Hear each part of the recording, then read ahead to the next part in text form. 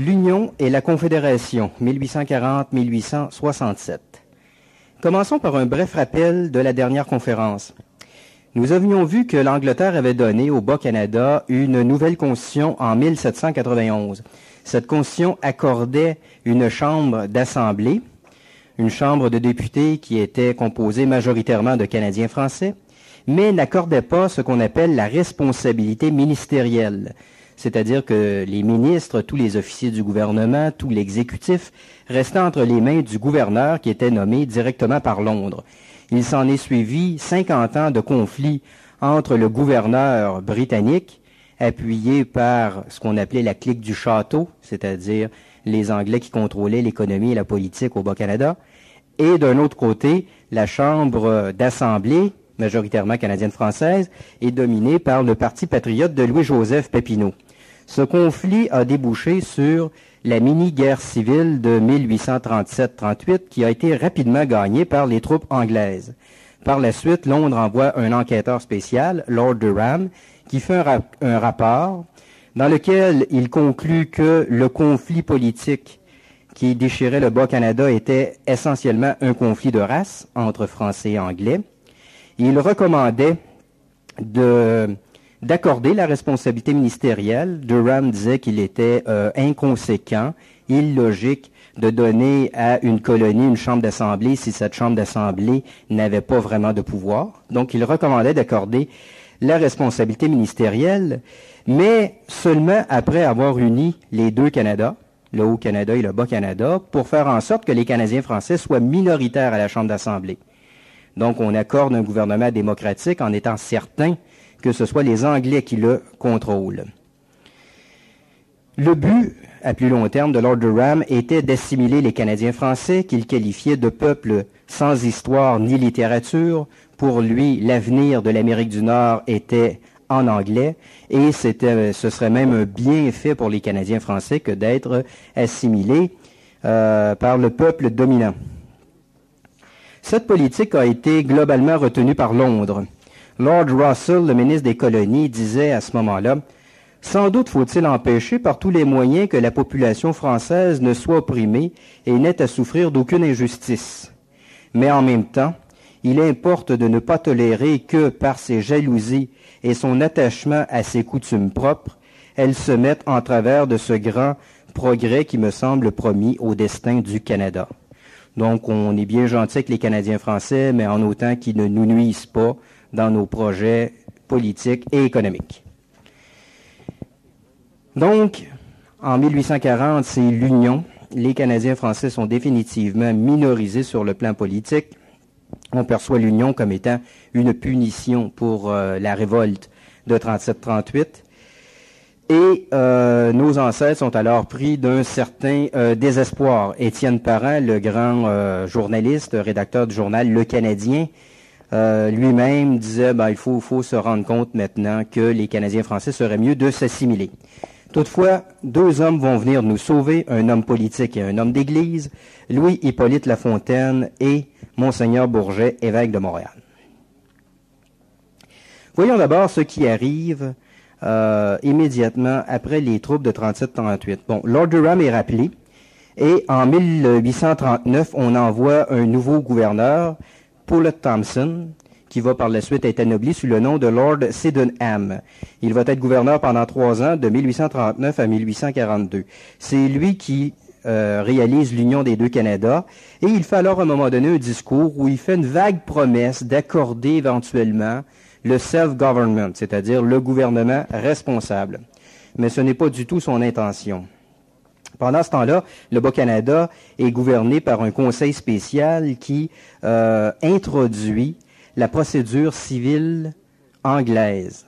Alors, vous voyez, je vous avais expliqué que une des grandes conquêtes de nos ancêtres lors de l'acte de Québec en 1774, ça avait été de restaurer le droit français dans le Bas-Canada. Alors, jusqu'à présent, les Anglais avaient respecté ça, mais là, on veut s'attaquer au droit français par le biais de la procédure en introduisant déjà la procédure anglaise.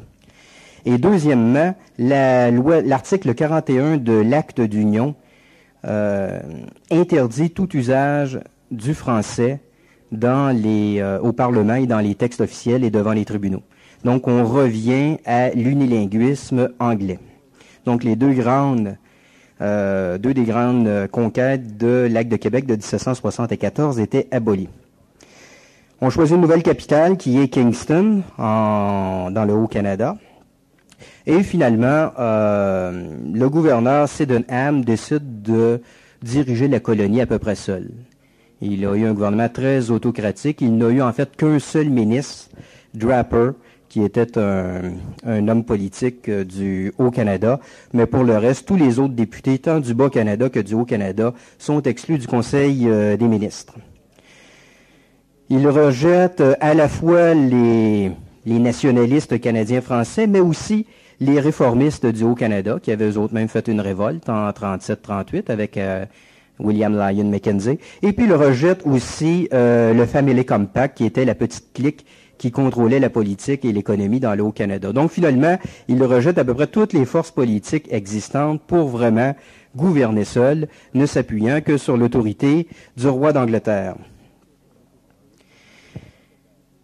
À ce moment-là, un nouveau chef politique émerge au Canada français. Louis-Joseph Papineau est en exil, aux États-Unis d'abord, en France ensuite. Il va revenir au pays seulement en 1847.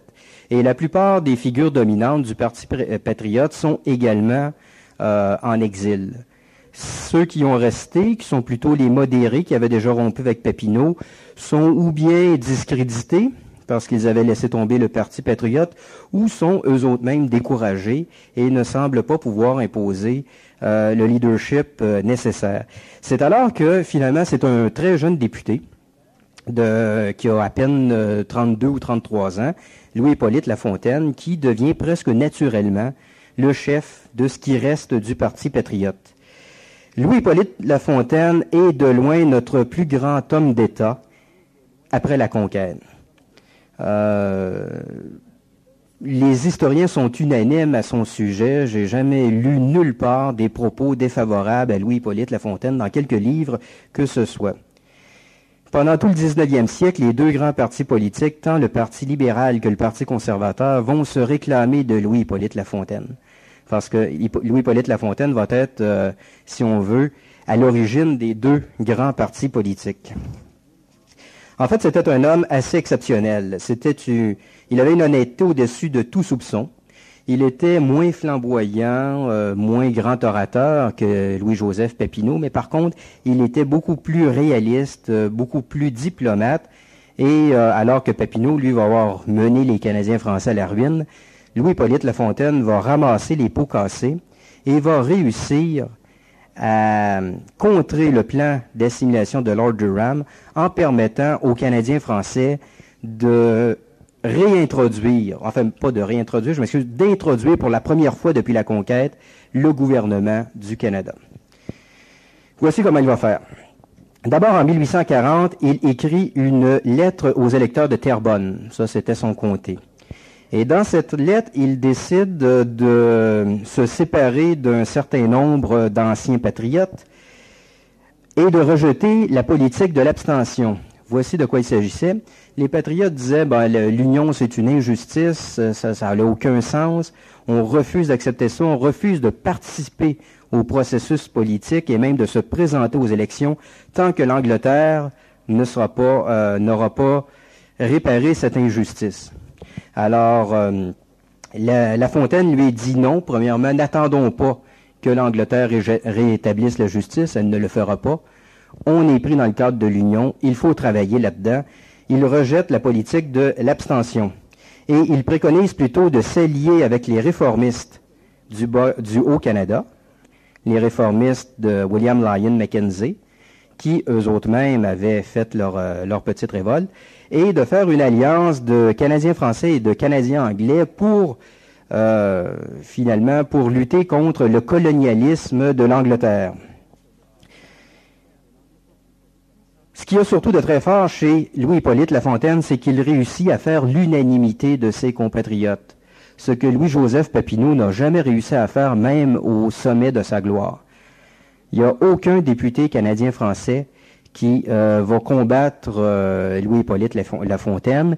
Certains vont, à un moment donné, ne pas suivre tout à fait sa politique et vont s'allier avec le gouverneur. C'était le cas, par exemple, de Denis Benjamin Vigée et de Denis Benjamin Papineau, deux cousins de Louis-Joseph, qui, à un moment donné, vont faire partie du cabinet du gouverneur Sydenham, mais c'est exceptionnel. On peut dire que Louis-Hippolyte Lafontaine va avoir réussi à créer au Canada français un parti politique unanime, unique. Et c'est ce qui va faire la force de sa politique. En 1841, il y a des élections. Et à ce moment-là, le gouverneur prend tous les moyens pour faire élire une majorité qui lui est favorable. Alors, on va assister à de nombreuses fraudes et à de nombreuses violences lors de ces élections. Lafontaine lui-même va être battu dans le comté de Terrebonne par un candidat, le Dr. McCulloch, qui était un pantin aux mains du gouverneur Sydenham. Et voici comment Sydenham va réussir ça. C'est qu'à ce moment-là, la loi électorale était... les règles électorales étaient vraiment très injustes en comparaison de nos critères actuels. Et dans un comté, il y avait seulement un bureau de scrutin. En fait, la loi exigeait qu'il y ait minimum un seul bureau de scrutin. Il pouvait en avoir plus, mais il devait en avoir au moins un.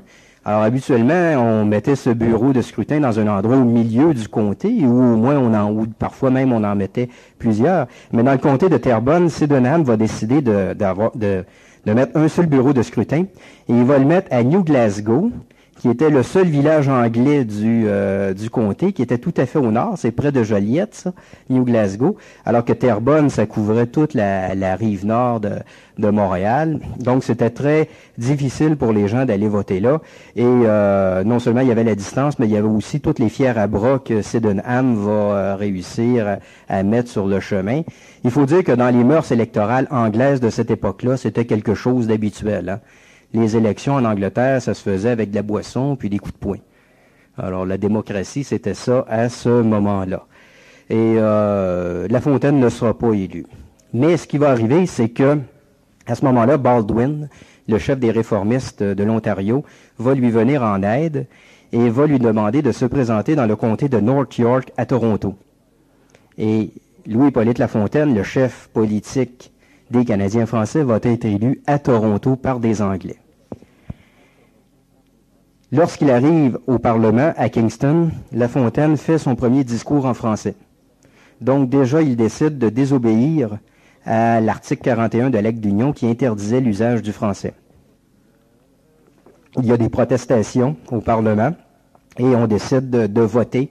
Et finalement, il y a un vote qui lui est favorable, grâce toujours à l'appui de Robert Baldwin. Et le français est toléré. L'usage du français est toléré à la Chambre. C'était déjà une première étape vers le renversement de toute la politique de Lord Durham. Quelques mots sur Robert Baldwin. Baldwin est pas mal l'équivalent ontarien de Louis-Hippolyte Lafontaine. Lui avec, après la révolution de William Lyon Mackenzie, il va ramasser les pots cassés. Mackenzie va être, comme Papineau, en exil aux États-Unis. Baldwin va devenir le chef des réformistes ontariens. C'était un homme d'une très grande honnêteté, un homme qui se battait essentiellement pour des principes. D'ailleurs, les historiens canadiens-anglais l'ont surnommé Honest Robert. Et c'était certainement quelqu'un qui était très ouvert par rapport aux Canadiens français. Il ne faisait pas des querelles de race. Pour lui, l'important, c'était que le Canada ait le plus d'autonomie possible par rapport à l'Angleterre. C'était d'abord et avant tout un démocrate. Pendant ce temps-là, les choses évoluent en Angleterre. Le 4 juin 1841, le Parlement de Londres décide de rentrer dans la Constitution britannique le principe de la responsabilité ministérielle. À ce moment-là, c'était Robert Peel qui était premier ministre. Si vous demandez la fameuse rue Peel à Montréal, ça vient du nom de ce premier ministre anglais. Alors, Robert Peel est battu sur un vote à la Chambre et c'est Lord Milborne qui le remplace. Je m'excuse, c'est plutôt le contraire. C'est Peel qui remplace Milborne. Mais ça, c'est pas tellement ça qui est important. L'important, c'est que la Chambre s'était prononcée à l'effet que désormais, quelqu'un ne pouvait plus rester premier ministre s'il était battu par un vote à la Chambre. Depuis déjà très longtemps, il y avait une pratique qui allait dans ce sens-là. Mais maintenant, ça devenait un principe de droit constitutionnel intangible pour l'Angleterre. Et en septembre 1841, le Parlement du Canada uni adopte une résolution à l'effet qu'on devrait adopter au Canada le même principe. Alors ça, c'est assez classique dans notre histoire. Quand la Chambre des communes vote une loi en Angleterre, c'est pas long que la Chambre des communes au Canada vote la même loi. À quelques années de distance, là, habituellement, pendant tout le 19e siècle, la législation canadienne est à toute fin pratique copiée sur la législation anglaise. Et là, on le fait pour ce grand principe constitutionnel. Mais là, ça pose un problème. C'est bien beau d'accepter le principe de la responsabilité ministérielle pour la mère patrie, pour la métropole. Mais est-ce qu'on va accepter la même chose pour les colonies? Le gouverneur, lui, ne le voyait pas ainsi. Mais Sydenham meurt en décembre 1841. Il était assez jeune d'ailleurs, mais il est mort d'une chute de cheval. Il est tombé en bas de son cheval, puis il s'est cassé le cou. On le remplace par un autre gouverneur, Charles Bagot, qui va être ici de 1842 à 1843, et qui, lui, va pratiquer une toute autre politique que Sydenham. En fait, en 1842, Charles Bagot fait un coup d'État. Quelque chose d'extraordinaire. Il demande à Louis-Hippolyte Lafontaine de former un gouvernement. Pourquoi? En fait, c'est pas tellement parce que Bagot était en faveur du principe de la responsabilité ministérielle. Comme Sydenham, Bagot était ici pour défendre les intérêts de l'Angleterre au Canada. Son but premier, c'est de garder le Canada à l'Empire britannique, d'empêcher que le Canada ne s'annexe aux États-Unis. C'est pas non plus parce que Bagot était plus démocrate qu'il faut. Au contraire, il se méfiait beaucoup, surtout des réformistes ontariens. Il n'aimait pas du tout Robert Baldwin parce qu'il disait que dans le fond, ces réformistes-là préparaient à toute fin pratique l'annexion du Canada aux États-Unis, qu'ils étaient peu loyaux à l'Angleterre. Mais par pragmatisme, Bagot a été obligé d'appeler Lafontaine à former le gouvernement. Il n'y avait pas le choix. Voici pourquoi. Premièrement, politiquement, il y a 4 partis à la Chambre à ce moment-là. Il y a ce qu'on appelle les Whigs et les Tories. Hein, c'est les expressions qu'il y a en Angleterre. Les Whigs, c'est les libéraux. Les Tories, c'est les conservateurs. Mais à cette époque-là, ça avait un sens particulier. Les Tories, c'était plutôt les partisans du roi, ceux qui voulaient que le roi continue à gouverner. Les Whigs, c'est ceux qui veulent que ce soit le gouvernement qui gouverne. Par la suite, après les années 1840, tout le monde va être en faveur de la responsabilité ministérielle et la distinction Whig-Tory va prendre une autre signification, mais à cette époque-là, c'est ce que ça signifie. Donc, ici au Canada, les Whigs sont partisans de la responsabilité ministérielle, les Tories sont partisans du gouvernement colonial là, par le gouverneur. Alors, il y a au Canada et au Bas-Canada des Whigs et des Tories. Donc, ça nous fait 4 partis politiques. Mais du côté du Bas-Canada, le Parti Whig, le Parti libéral, le Parti canadien, appelons-le, il n'y avait pas de nom officiel à ce moment-là, bref, le parti de Louis-Hippolyte Lafontaine est largement majoritaire. Il y a seulement quelques députés anglophones qu'on peut qualifier de Tory au Québec. Par contre, au Canada anglais, c'est très différent. En Ontario, les Whigs et les Tories forment des groupes assez importants. Finalement, il y avait 6 factions politiques dans le Haut-Canada. De telle sorte qu'il était très difficile pour qui que ce soit d'aller chercher une majorité à la Chambre. Et le gouverneur, parce qu'il voulait gouverner quand même, il voulait adopter des lois, il voulait faire des choses, cherchait à avoir un appui majoritaire à la Chambre. Donc, il n'y avait pas le choix, il fallait qu'il passe par Louis-Hippolyte Lafontaine, qui contrôlait un bloc de 35 députés sur 60. Alors, c'était non, pas sur 60, je m'excuse. Il y avait 50 députés, sur 100 députés, il en contrôlait 35, et c'était le bloc le plus compact. Alors donc, il n'y avait à peu près aucune coalition possible qui pouvait avoir une majorité sans que Lafontaine ne l'accepte. Alors Bagot s'est rendu compte de ça. Comme les Anglais étaient divisés en plusieurs factions et que les Canadiens français formaient un seul bloc politique, et aussi parce que Bagot se méfiait des tendances annexionnistes de certains Canadiens anglais, parce qu'au moins ça, c'est que les Canadiens français ne préconisaient pas l'annexion aux États-Unis. Mais du côté des Anglais, si Londres ne faisait pas la politique qui leur plaisait, on menaçait continuellement l'Angleterre de dire on va rejoindre le camp des États-Unis. Et ça, il y avait non seulement des Whigs qui étaient annexionnistes, mais il y avait même des Tories qui pouvaient être annexionnistes. On va le voir un peu plus tard lors de l'émeute de Montréal en 1849, où là, tout d'un coup, les Tories, qui étaient supposément les plus loyalistes à la couronne britannique, vont carrément changer de bord et vont préconiser l'annexion aux États-Unis. Alors donc, Bagot, lui, il se méfie des annexionnistes et il craint que de faire une alliance entre les Canadiens français du Bas-Canada et les Tories du Haut-Canada ne pousse les réformistes du Haut-Canada à préconiser l'annexion.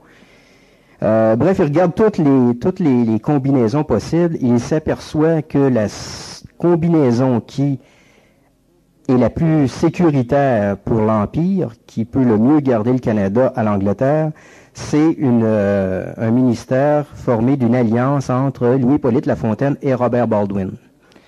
Alors, il demande à Lafontaine de former le gouvernement. Lafontaine refuse si Baldwin n'en fait pas partie. Il faut dire que Baldwin avait déjà rendu de fiers services à Lafontaine. Bagot aurait bien aimé que Baldwin n'en fasse pas partie, mais Lafontaine impose son choix. Donc, on voit déjà que Lafontaine est à toute fin pratique un premier ministre et qu'il peut imposer au gouverneur ses ministres. Parce que entre les deux, entre Baldwin et Lafontaine, il est clair que le chef, c'est Lafontaine. Ça, Robert Baldwin le reconnaissait lui-même à cette époque-là. Donc, on peut dire que le premier ministre du Canada aura été un Canadien français. Et ce qu'on peut dire aussi, c'est que, encore une fois, la menace d'annexion aux États-Unis, la menace américaine, aura été le facteur qui aura permis aux Canadiens français de se sauver politiquement. Parce que l'Angleterre craint toujours de perdre le Canada au profit des États-Unis, elle est obligée de ménager les Canadiens français. C'est arrivé à plusieurs reprises et c'est un facteur majeur qui explique pourquoi Lafontaine va réussir à former un gouvernement, même si Lord Durham aurait bien voulu écarter les Canadiens français du pouvoir politique. C'est donc un triomphe considérable, d'une part parce que les Canadiens français, maintenant, ont des pouvoirs exécutifs dans le gouvernement, ce qu'ils n'avaient pas depuis la conquête de 1760. Deuxième victoire, c'est que l'acte d'union, qui avait pour but de minoriser les Canadiens français, donc c'était une union législative, il y avait un seul parlement pour les deux Canadas. Alors cette union législative va se transformer de fait en fédération. C'est curieux à dire, mais le Canada uni de 1840 à 1867 était déjà dans les faits un Canada fédéral. Pourtant, il y avait un seul parlement. Il y avait une seule assemblée, mais voici comment ça fonctionnait, c'est que on va s'entendre de fait pour avoir le règne de la double majorité et de la double législation. C'est-à-dire que vous aviez le Parlement, qui siégeait tantôt à Kingston, tantôt à Montréal, tantôt à Québec, jusqu'à ce que Ottawa soit choisi comme capitale du Canada en 1857. Donc, la capitale s'est déplacée un peu, là. Mais peu importe. Ce qui arrivait, c'est que parfois, on adoptait des lois qui s'appliquaient uniquement au Bas-Canada. D'autres fois, on adoptait des lois qui s'appliquaient uniquement au Haut-Canada. Ou des fois, il y avait des lois qui s'appliquaient aux deux Canadas. Si la loi s'appliquait aux deux Canadas, c'était tous les députés qui votaient. Mais si la loi ne s'appliquait qu'au Bas-Canada, à ce moment-là, les députés du Haut-Canada se retiraient de la Chambre et le vote était pris uniquement entre députés du Bas-Canada. De la même manière, si il y avait une loi qui s'appliquait uniquement au Haut-Canada, les députés bas-canadiens se retiraient et c'était les députés du Haut-Canada qui votaient. Et puis même quand on va faire des ministères, des bureaux du gouvernement, on va les dédoubler. Ainsi, par exemple, il va y avoir un ministère des Travaux publics pour le Haut-Canada, un ministère des Travaux publics pour le Bas-Canada. Alors donc, finalement, même s'il y avait un seul Parlement, dans les faits, c'est comme s'il y avait un gouvernement fédéral et 2 gouvernements provinciaux. Sauf que, contrairement à ce que ça va être après 1867, c'était le même monde qui formait les 3 gouvernements. Mais le principe fédéral était déjà là. Et même qu'un peu plus tard, on va aller plus loin, lorsque la responsabilité ministérielle sera définitivement accordée, pour avoir la majorité, il va falloir une double majorité. Donc, un gouvernement va devoir avoir la majorité des députés du Haut-Canada et aussi la majorité dans le Bas-Canada.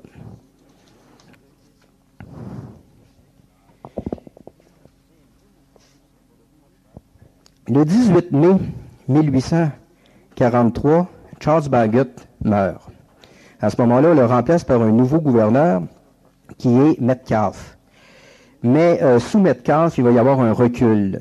Metcalfe va reprendre la politique de Sydenham, va vouloir rétablir le gouvernement autocratique du gouverneur. Il faut dire que Metcalfe était un Anglais qui était né aux Indes, alors qu'il avait commencé sa carrière d'administrateur colonial aux Indes, où, c'est bien connu, là, les Anglais étaient très très durs.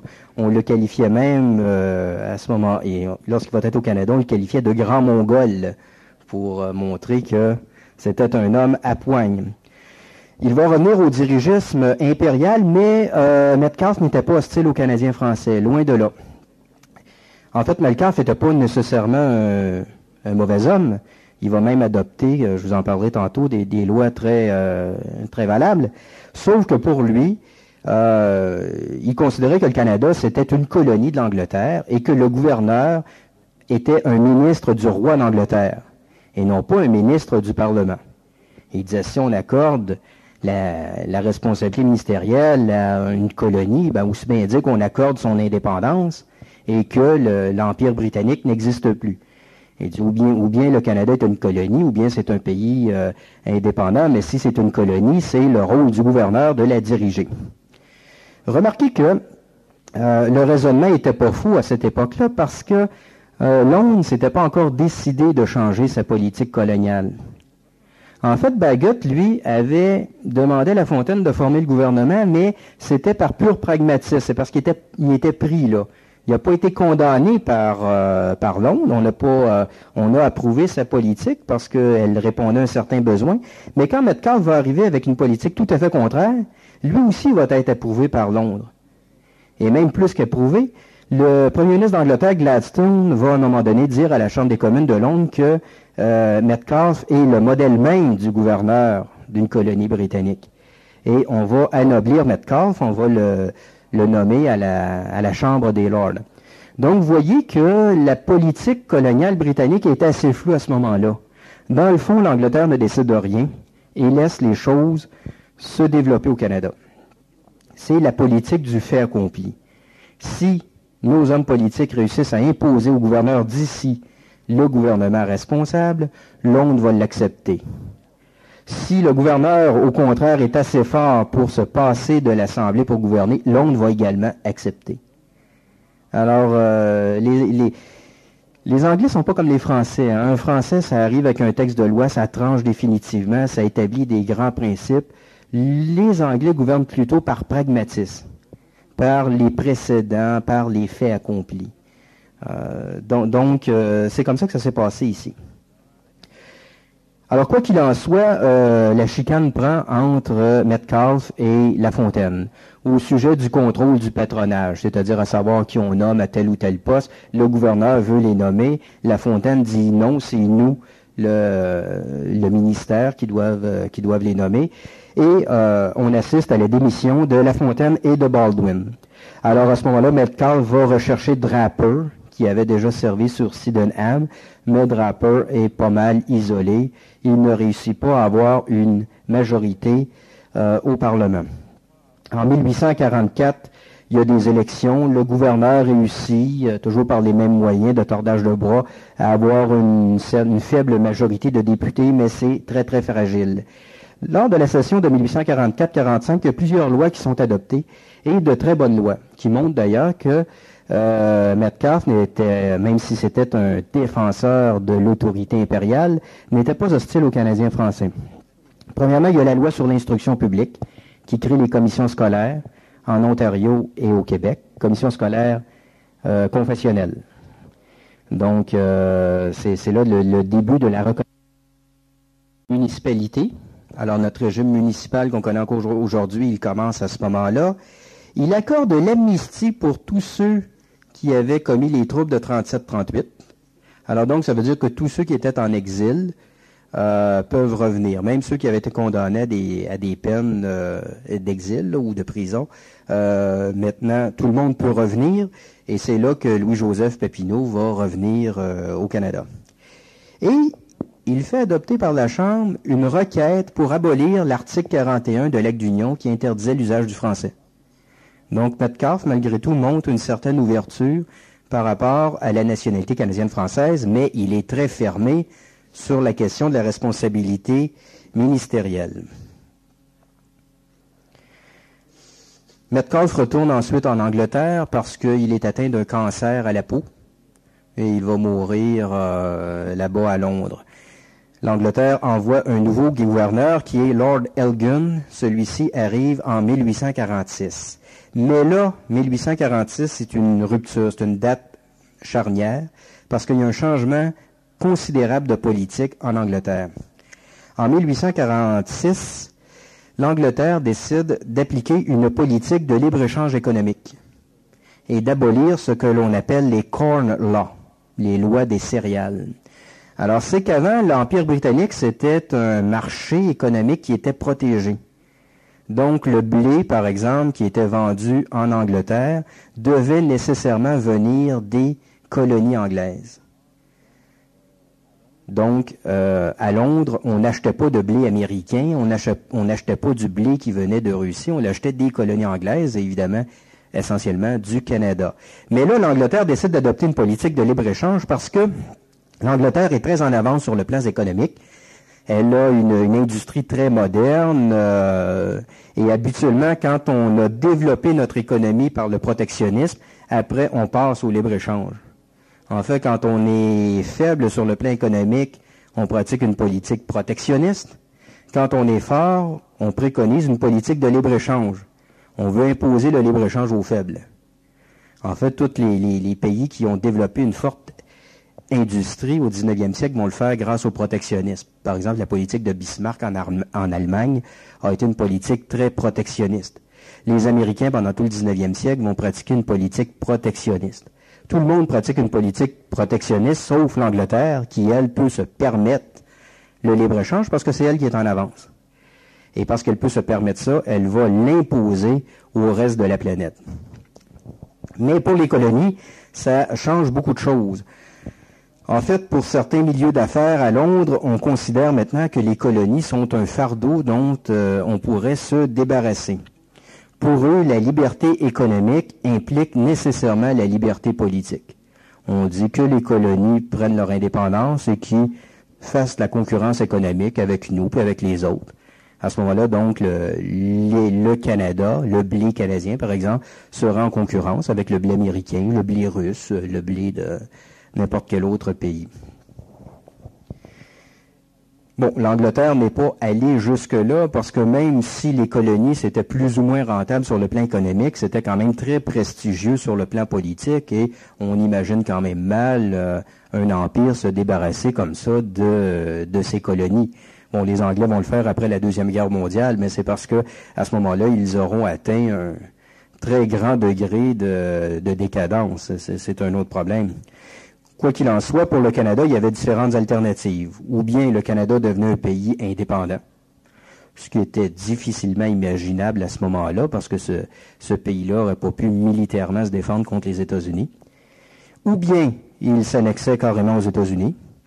Ou bien finalement, il continuait à faire partie de l'Empire britannique, mais dans un empire réformé, dans un empire qui reposerait sur d'autres bases.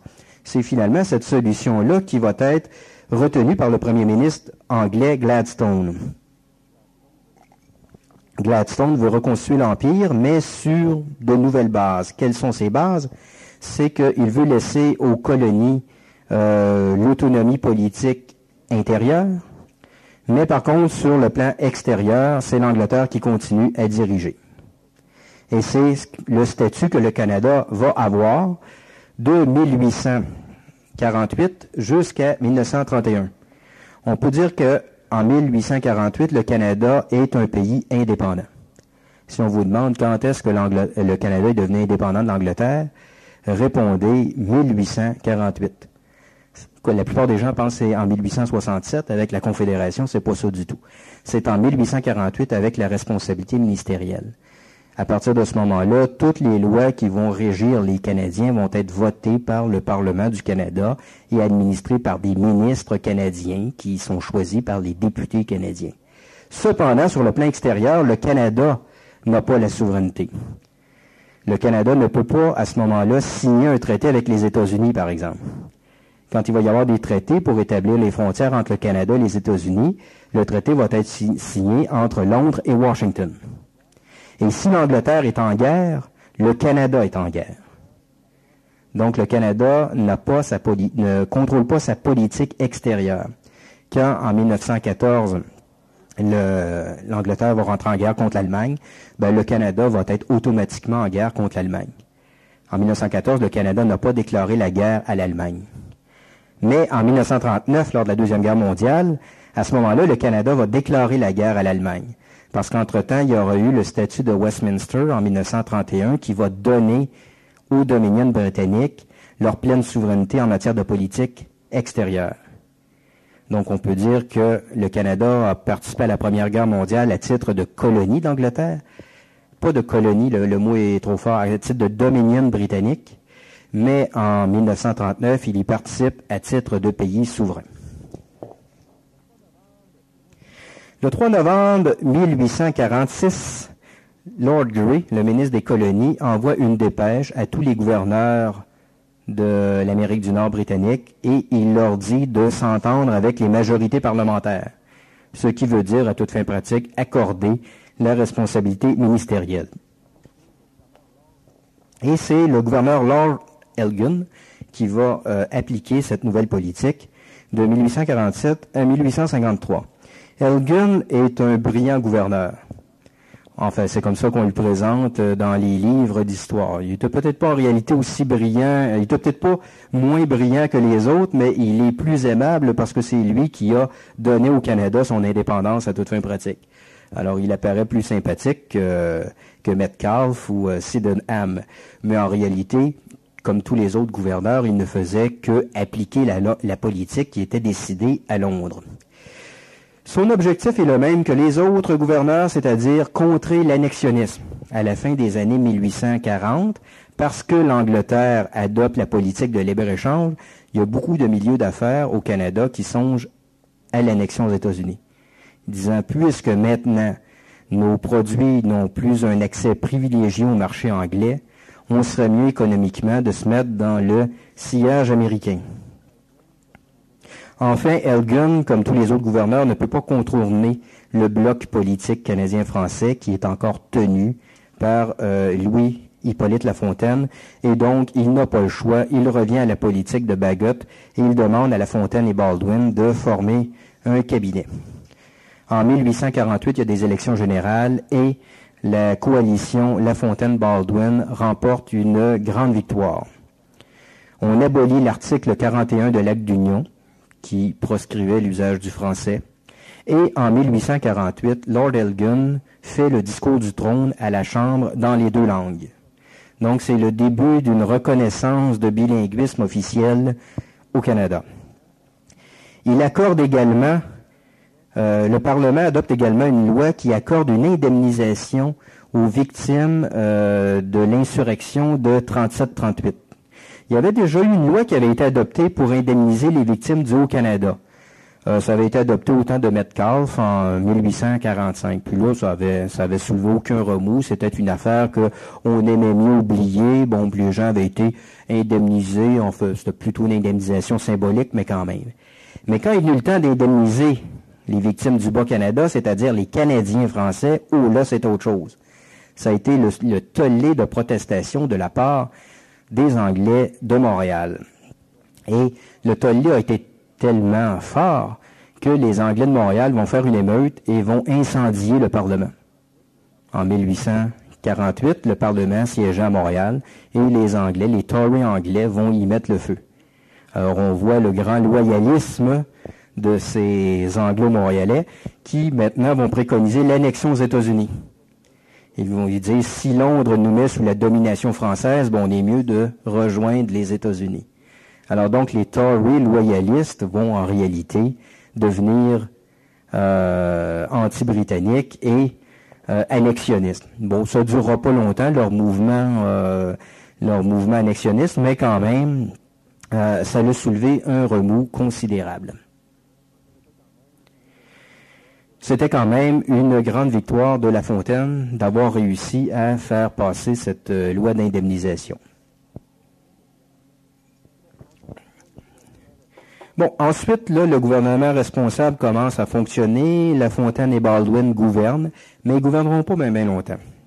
En fait, le gouvernement responsable est définitivement accordé en 1848, et 3 ans après, Louis-Hippolyte La Fontaine se retire de la politique. En 1851. Pourquoi? Voici d'abord ce qui était arrivé, c'est que son collègue Baldwin avait démissionné. Il avait démissionné parce qu'il avait présenté un projet de loi pour réformer le système judiciaire en Ontario, et ce projet de loi avait été rejeté par la majorité des députés du Haut-Canada. D'ailleurs, celui qui avait mené la lutte contre le projet de loi, c'était William Lyon Mackenzie, le chef des réformistes ontarien de 37-38, qui était revenu au pays, qui s'était fait élire comme député, et qui, là, menait la lutte contre Baldwin, qui avait été, en fait, son successeur. Alors donc, je ne sais pas trop pour quelle raison il s'opposait à ce projet de loi, peu importe. Le principe était à l'effet que le gouvernement devait démissionner s'il n'avait pas la majorité dans les 2 provinces du Canada, en Ontario et au Québec. Alors donc, Baldwin démissionne. Et La Fontaine annonce qu'il va suivre son collègue, qu'il se retire de la vie politique. Là, c'était pas rien que de démissionner comme ministre du gouvernement. C'était vraiment de se retirer. Il annonce qu'il va se retirer de la vie politique. Pourquoi? C'est que Louis-Hippolyte La Fontaine a été un très grand homme d'État. C'était un chef politique, un chef national. Ce n'était pas un homme de parti, ce n'était pas un politicien. Et là, maintenant que la responsabilité ministérielle avait été conquise, maintenant on ne faisait plus de la grande politique.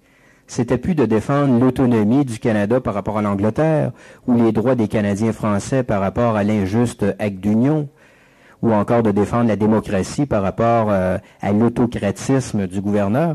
Maintenant, il s'agissait de rentrer dans la routine politique avec les partis, avec les luttes au Parlement, avec toutes les batailles pour le patronage. Bref, ce n'était plus de la grande politique, c'était de la politicaillerie. Et ça, Louis-Hippolyte La Fontaine n'était pas ce genre d'homme. Il y a un autre facteur aussi qui a joué, c'est que Louis-Joseph Papineau revient au pays. Et de la même manière que William Lyon Mackenzie, l'ancien chef réformiste, s'était retourné contre Baldwin, son successeur, Papineau va faire la même chose contre La Fontaine. Et Papineau va arriver et va diviser le bloc politique canadien-français. Alors là, ça va changer toute la politique. Maintenant, La Fontaine n'est plus le chef unique, il est contesté par son ancien chef. Et Papineau revient avec des idées encore plus radicales et encore plus révolutionnaires qu'il n'avait en 1837. Maintenant, il est en faveur de la République et donc de l'annexion du Canada aux États-Unis. Papineau revient, il préconise d'annexer le Canada aux États-Unis. En plus, son anticléricalisme se déchaîne. Donc, Papineau est à l'origine d'un parti, dont je vais vous parler un peu plus tard, qu'on appelle le Parti rouge, qui va se démarquer par son antinationalisme canadien-français et son anticléricalisme. Je vous rappelle que sous l'acte d'union, il y avait une égalité de représentation. Il y avait 50 députés pour le Haut-Canada puis 50 députés pour le Bas. En 1840, il y avait plus de population dans le Bas-Canada que dans le Haut. Donc, cette inégalité de représentation était à ce moment-là favorable aux Anglais. À partir de 1851, recensement en 1851, les Anglais deviennent majoritaires au Canada. Alors à ce moment-là, donc la population de l'Ontario est supérieure à celle du Québec. Alors là, comme par hasard, ils trouvent que c'est très injuste que d'avoir une égalité de représentation. Et ils réclament la représentation par population, le rep by pop, comme il disait. Alors, inutile de dire que Louis-Hippolyte Lafontaine s'y opposait parce que là maintenant, ça favorisait finalement les Canadiens français. Mais Louis-Joseph Papineau, lui, était en faveur du rep by pop. Parce qu'il disait, c'est vrai que l'égalité du nombre de députés entre les deux provinces joue en faveur du Bas-Canada, mais c'est pas grave, même si c'est à notre avantage, la justice démocratique exige que l'on préconise une égalité, une représentation proportionnelle. Alors donc, Papineau était dans le camp des Anglais les plus hostiles aux Canadiens français. Et c'est là que Lafontaine avait eu cette très belle réplique à la Chambre. Il disait, pour Monsieur Papineau, mieux vaut qu'une nation périsse plutôt qu'un principe. Alors ça représente bien la différence entre les deux personnages. Papineau était un homme de théorie. Toutes les grandes idées libérales, toutes les grandes idées révolutionnaires du 19e siècle, il les avait dans sa tête. Et il voulait les appliquer sans tenir compte du contexte, sans se demander si c'était à l'avantage ou au désavantage de ses compatriotes. Lafontaine, lui, jouait plutôt avec les intérêts réels de sa patrie plutôt qu'avec des grands principes abstraits. Mais finalement, c'est pas tellement ça qui a incité Lafontaine à quitter la politique, c'est pas tellement le trouble que Papineau venait lui faire, parce que Papineau, du moins dans ces années-là, restait très marginal. Enfin, pas rien que dans ces années-là, Papineau va être de plus en plus marginal jusqu'à la fin de sa carrière politique. C'est pas tellement ça qui le dérangeait que toute l'accumulation des ambitions mesquines des gens de son propre parti. Quand il voyait que là, les gens, tout ce qu'ils voulaient, c'était des contrats, c'était des nominations à tel ou tel poste, des postes de ministre, des postes de ministre ou etc. Tout le patronage qui est intrinsèque à un régime parlementaire. Parce que n'oublions pas que le patronage dans le parlementarisme britannique, ça fait partie du système, autant que le favoritisme pouvait faire partie du système politique de la France absolutiste au temps de Louis XIV. C'est le processus normal du régime des partis. Alors, ce processus normal, Lafontaine l'acceptait mal. D'ailleurs, on lui a demandé après sa retraite, et on lui a dit, « Ah, Monsieur Lafontaine, quand vous avez démissionné, ça a dû soulever tout un tollé, tout un remous au Bas-Canada avec tous les services que vous aviez rendu. » Lafontaine a répondu, le seul remous que ça l'a soulevé, c'est le remous de tous ceux qui voulaient prendre ma place. En fait, c'est un peu triste, mais on pourrait dire que Louis-Hippolyte Lafontaine a été pris à son propre jeu. C'est lui qui a fait rentrer au Canada la démocratie parlementaire, mais la démocratie parlementaire ne se conçoit pas sans le régime des partis. Les luttes de partis, les divisions politiques sont intrinsèquement nécessaires au fonctionnement démocratique. On ne peut pas avoir une démocratie parlementaire avec un seul parti politique. Et ce qui faisait la force de Lafontaine, c'est que justement les Canadiens français étaient unis dans un seul parti politique. Et Lafontaine lui-même le disait, il disait, tant que les Canadiens français vont rester unis politiquement, nous pourrons tirer notre épingle du jeu dans cette colonie britannique. Mais si les Anglais réussissent à nous diviser, ben là, c'est certain qu'ils vont nous dominer. Et effectivement, à un moment donné, les Anglais vont réussir à diviser les Canadiens français et il y aura au Canada français deux partis politiques, les libéraux et les conservateurs, les rouges et les bleus, qui vont passer leur temps à se battre plutôt qu'à défendre l'intérêt national de la patrie. Alors donc, Lafontaine aura lui-même introduit un régime qui était rempli de vices, et lui-même n'a pas été, ne s'est pas abaissé à jouer le jeu politique normal d'un régime parlementaire. Donc, il va démissionner.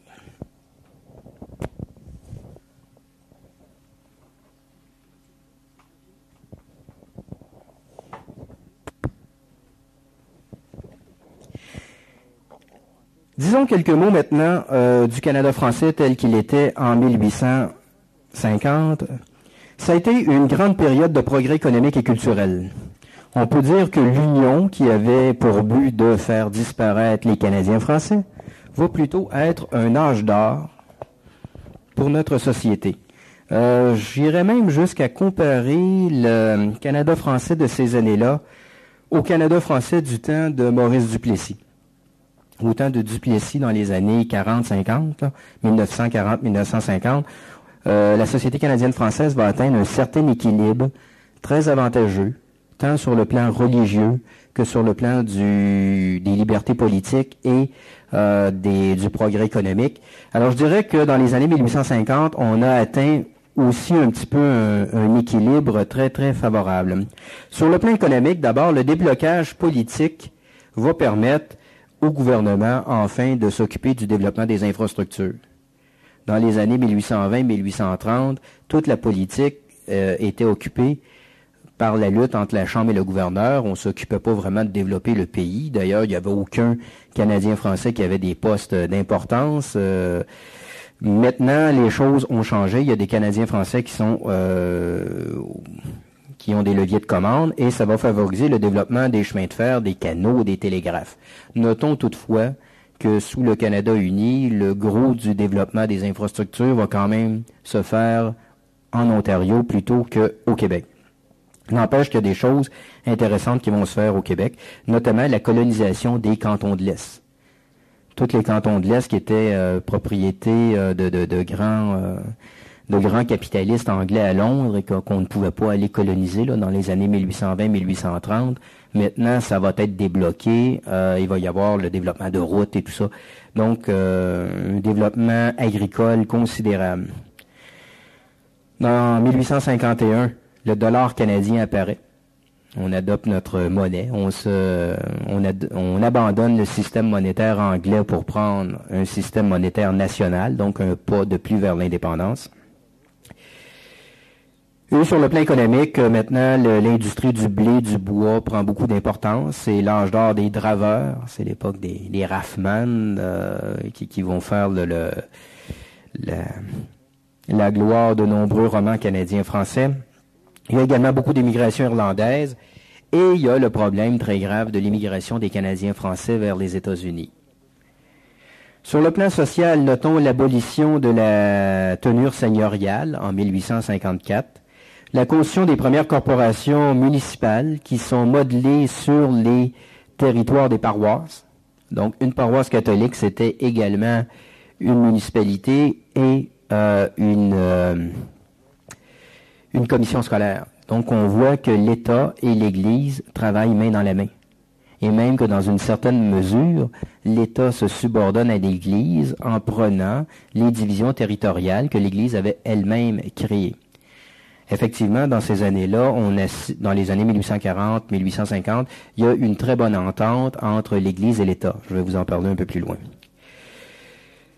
Malheureusement, il y a le problème de l'encombrement des professions libérales. On a trop d'avocats et trop de notaires pour les contrats qu'ils peuvent avoir. Alors, qu'est-ce qu'ils font? Ils se rabattent sur la politique. Et là, on a l'émergence d'une classe politicienne qui vit dans l'attente de profiter du patronage. C'est le début de la partisanerie politique excessive des Canadiens français, les bleus et les rouges. Alors, on était bleu ou rouge de père en fils, et ça va durer, je dirais, jusque dans les années 1960. Sur le plan de l'éducation, il y a un développement considérable qui est dû essentiellement à l'œuvre du deuxième évêque de Montréal, Monseigneur Bourget. J'aimerais vous parler plus longuement de Monseigneur Bourget, mais ça mériterait une conférence à part. Notons simplement que, en 1846, il y a une loi qui crée des commissions scolaires et qui établit un double système scolaire confessionnel, donc un système catholique et un système protestant. On ne crée pas de ministère de l'Éducation, on nomme plutôt un surintendant de l'instruction publique. Et le surintendant était un fonctionnaire, c'était pas un homme politique. Alors, l'Église se méfiait de deux choses. On se méfiait d'un ministère de l'Éducation, premièrement, parce qu'on voyait que ça pouvait servir des visées anticléricales, comme ça avait été le cas en France. Et deuxièmement, on craignait que le ministère de l'Éducation ne devienne un lieu de patronage. Alors, vous savez, dans ce temps-là, tous les emplois publics qui étaient rouges ou étaient bleus. Si les bleus prenaient le pouvoir, on mettait tous les fonctionnaires rouges à la porte, on engageait des bleus. Alors, on craignait que la même chose n'arrive avec les professeurs ou avec les directeurs d'école. Donc, on voulait que l'instruction publique soit en dehors des luttes de parti. C'est pour ça qu'on a confié ça à un surintendant. Le premier surintendant d'instruction publique au Bas-Canada a été Jean-Baptiste Meyer.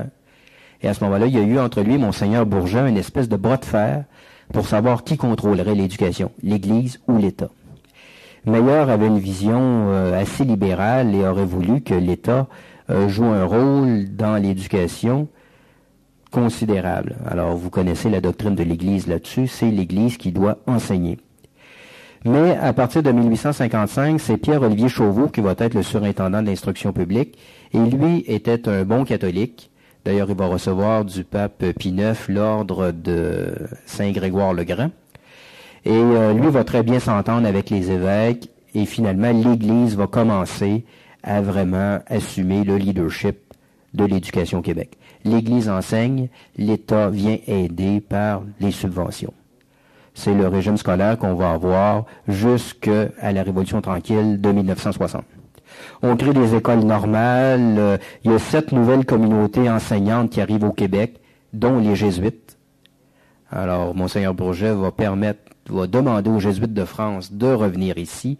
Les jésuites vont créer notamment le Collège Sainte-Marie, qui va être un des fleurons de notre éducation pendant de nombreuses années.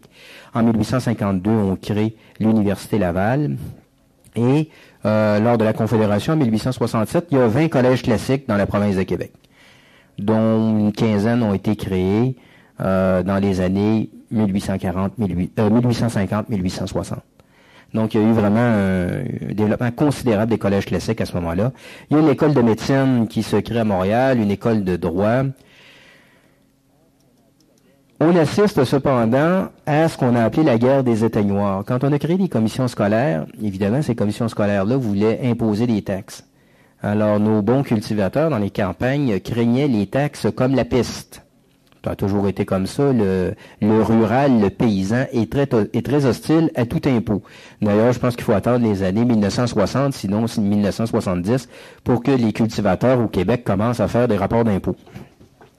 Alors, ce qu'on faisait, c'est que, par crainte des taxes, on mettait le feu aux écoles.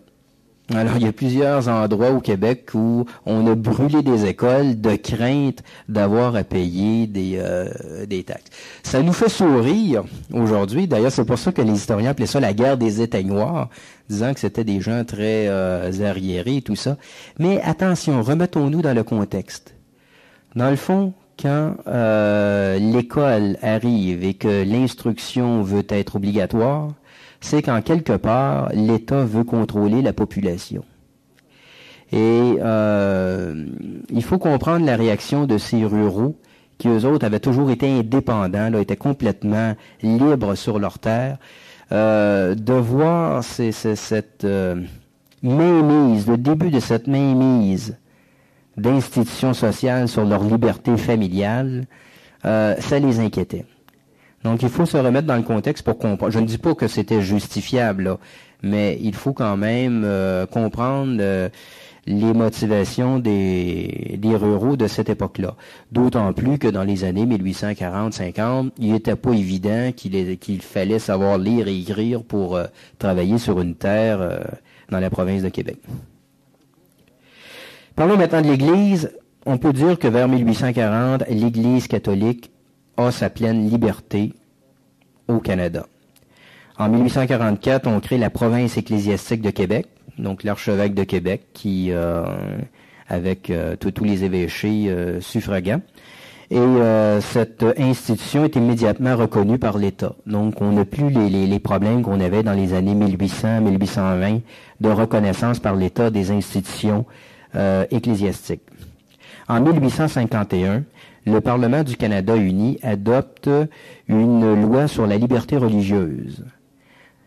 Jusqu'à ce moment-là, l'Église officielle, l'Église d'État au Canada, c'était l'Église anglicane. Alors, comme en Angleterre. Mais ça déplaisait beaucoup aux protestants dissidents de l'Ontario, méthodistes, presbytériens, imaginez toutes les autres sectes, qui n'aimaient pas les privilèges qu'on accordait à l'Église anglicane. Aux alentours de 1840, l'Église catholique acquiert une pleine liberté d'action par rapport à l'État.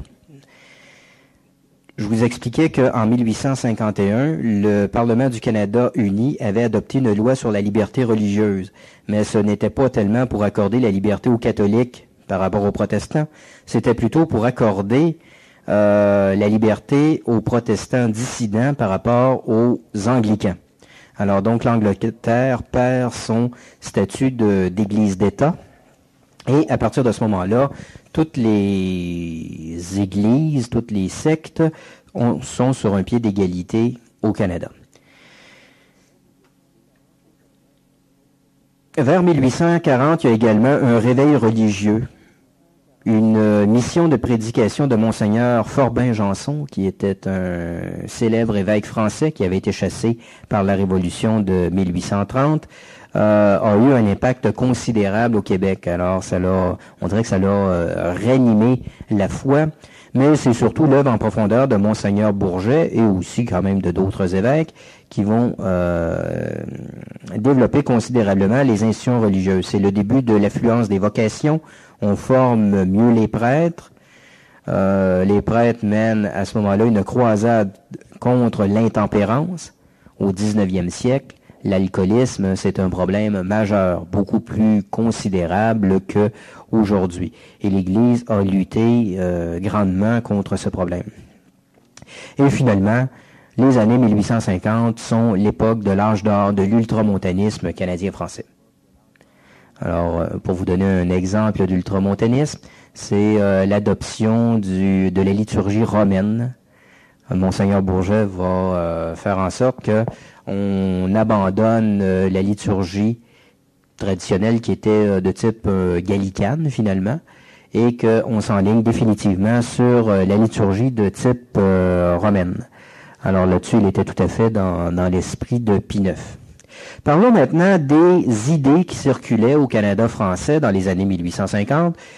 Bon, d'une manière générale, nous sommes tout à fait dépendants des doctrines et des débats qui circulent en France et en Angleterre. Le Canada est une société coloniale, il ne faut pas s'attendre à beaucoup d'originalité sur le plan intellectuel. Il y a toutefois une œuvre qui se démarque, c'est l'Histoire du Canada de François-Xavier Garneau.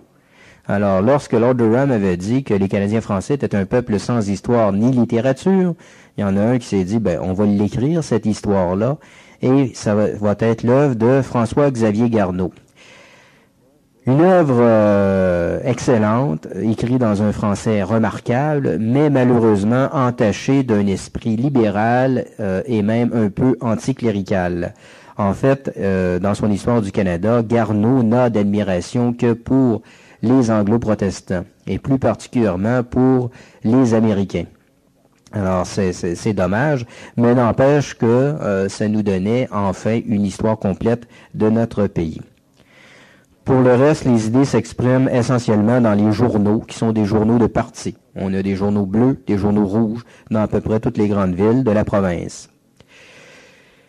Toute la classe politique et intellectuelle canadienne, française est profondément imprégnée du libéralisme politique anglais et aussi du libéralisme économique. C'est l'époque de l'école de Manchester. On admire aussi beaucoup les Américains, il faut le dire. On admire surtout leur développement économique. Il y a quand même 3 écoles de pensée qui se démarquent.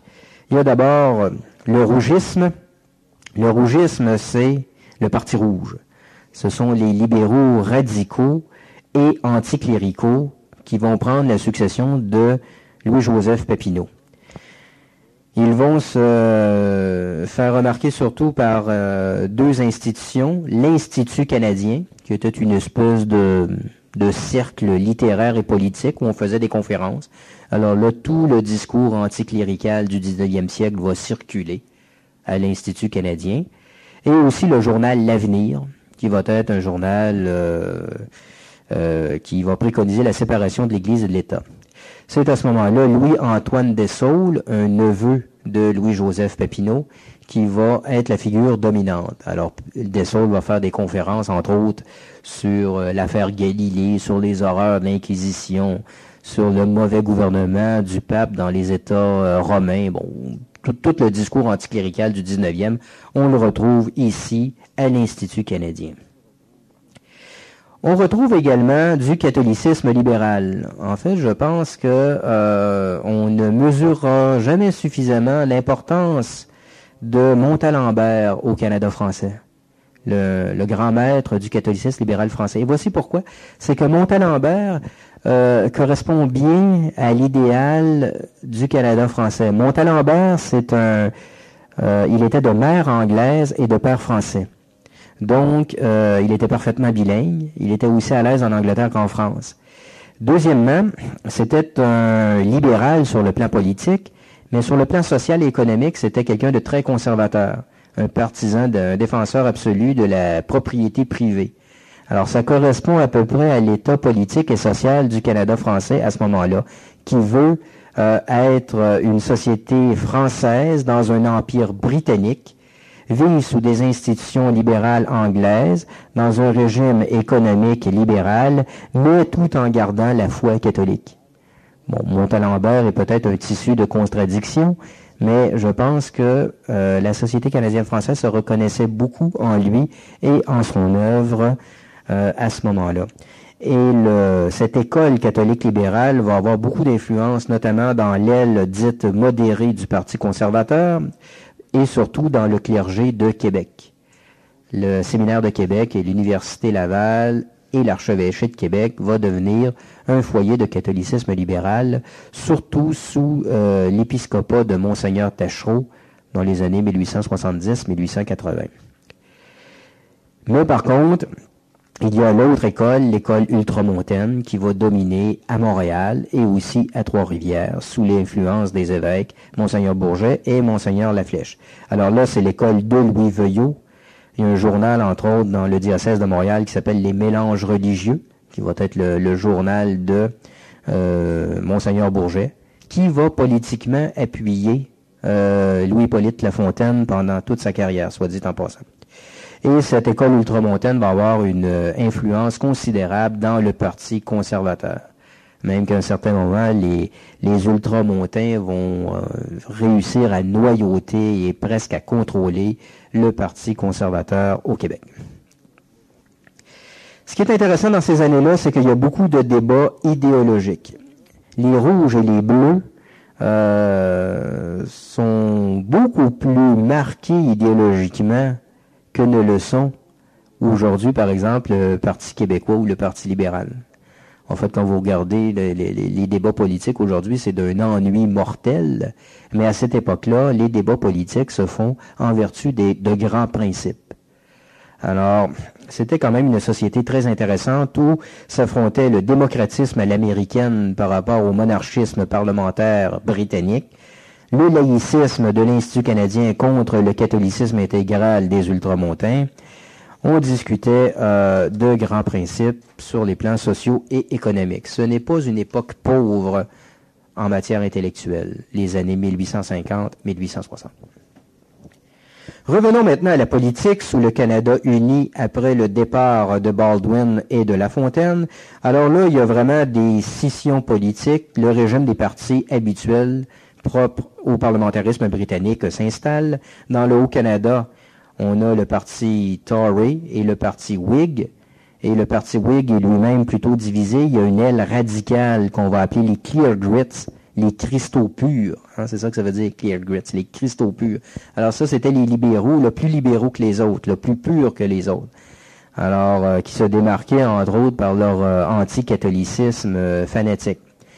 Donc, il y a deux grandes tendances politiques qui se développent dans le Haut-Canada. Au Bas-Canada, c'est la même chose. Là, c'est les bleus et puis les rouges. Quand on parle de partis politiques à cette époque-là, c'est plutôt des tendances, c'est plutôt des alliances, des coalitions de députés indépendants. Il n'y a pas encore une discipline de parti ferme comme on connaît aujourd'hui, là. La discipline de parti, ça va s'imposer à la fin du 19e siècle seulement. Mais ce qui est dommage, c'est que l'esprit de parti remplace l'esprit national dans la vie politique canadienne-française. Jusqu'à présent, les Canadiens français étaient globalement unis derrière un chef, Pierre Bédard, dans les années, au début du 19e, ensuite puis Joseph Papineau, et ensuite Louis-Hippolyte Lafontaine. Maintenant, ce ne sera que des divisions partisanes entre rouge et bleu. Il y a 4 chefs politiques qui émergent. John A. Macdonald devient le chef des Tories en Ontario. C'était un orangiste. La Ligue d'Orange, c'était une association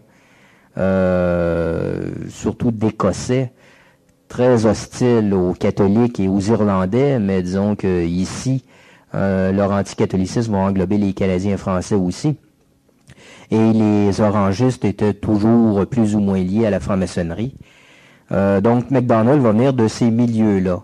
Mais c'était plus un opportuniste politique que un fanatique orangiste. C'était un très habile politicien, mais sa politique va être essentiellement la politique des chemins de fer. Là, à ce moment-là, maintenant que la responsabilité ministérielle est acquise, la politique devient de la business. Et les grands hommes politiques, John A. Macdonald et Georges-Étienne Cartier, vont être en même temps des grands propriétaires et des grands membres du conseil d'administration des compagnies de chemin de fer. Politique et affaires, à ce moment-là, ça se confond. L'autre chef politique dans le Haut-Canada, c'est George Brown, qui est le chef des Clear Grits, qui est très anti-catholique, très anti-français. Lui, il préconise le Rep by Pop, la représentation par la population, et il préconise aussi l'annexion aux États-Unis. Dans le Bas-Canada, c'est-à-dire dans le Québec, c'est Georges-Étienne Cartier qui devient le chef des Bleus, en fait du Parti de Lafontaine qu'on va commencer à appeler le Parti bleu.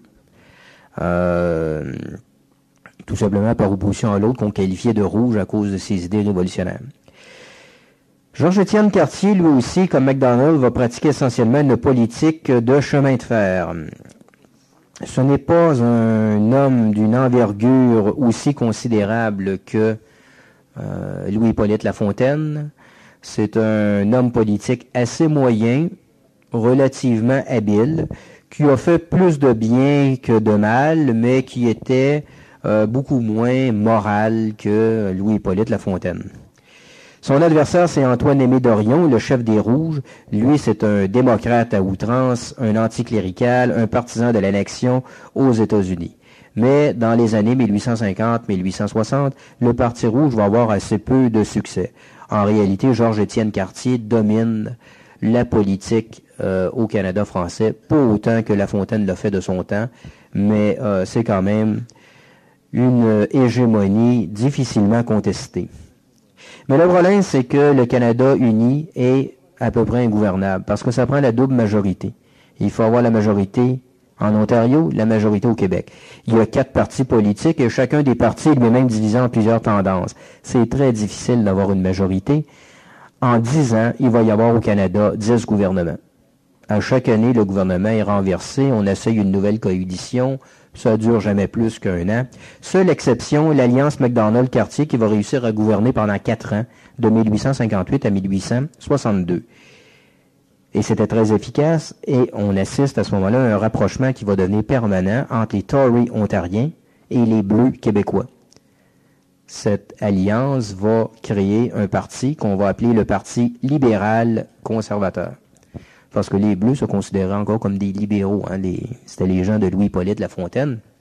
Eux autres étaient des bons libéraux, alors que les Rouges, c'était des méchants démocrates. C'était plutôt comme ça qu'on voyait les choses.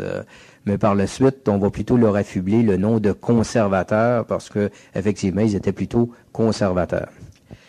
Donc, on va créer un parti qui va s'appeler, après la Confédération, le Parti libéral conservateur, et qui est le résultat de la fusion entre les Bleus de Georges-Étienne Cartier et les Tories de John A. Macdonald.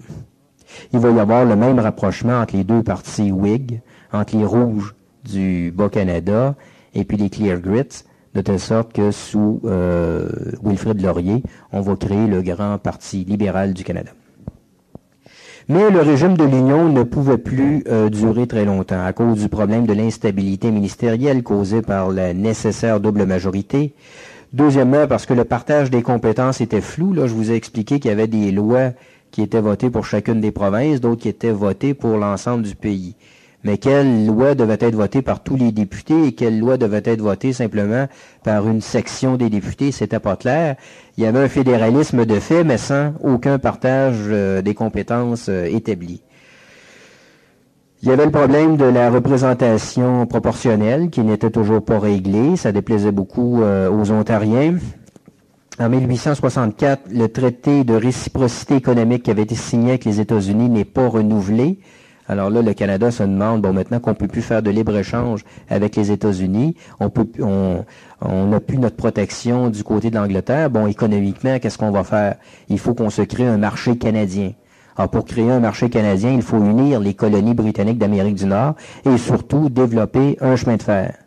Parce que n'oublions pas que le Canada, c'est un pays qui repose essentiellement sur le chemin de fer. Alors, il fallait créer ce chemin de fer et donc ça prenait de l'argent. Il fallait unir les forces politiques pour développer ces infrastructures. On rêvait aussi d'annexer, d'aller chercher tous les territoires de l'Ouest, les territoires du Nord-Ouest qui appartenaient encore à ce moment-là à la Compagnie de la baie d'Hudson. Et aussi, on craignait la menace militaire américaine.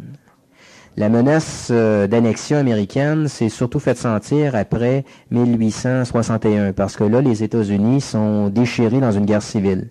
C'est la guerre de sécession entre le Nord et le Sud. Le Sud veut se séparer du Nord. Alors là, ce qu'on craignait, c'était que si les Américains perdaient le Sud, ils voudraient se rabattre plus au Nord en conquérant le Canada. Donc, il y a une menace certaine à ce moment-là. Alors donc, pour toutes ces raisons, on va s'acheminer vers la Constitution de 1867, vers la Confédération canadienne. La Confédération canadienne est une affaire de raison beaucoup plus que de sentiment national. C'est une alliance politique entre diverses colonies britanniques, mais ce n'est pas le fruit d'une unité nationale. On peut parler du Canada comme d'un pays, mais non pas comme d'une nation.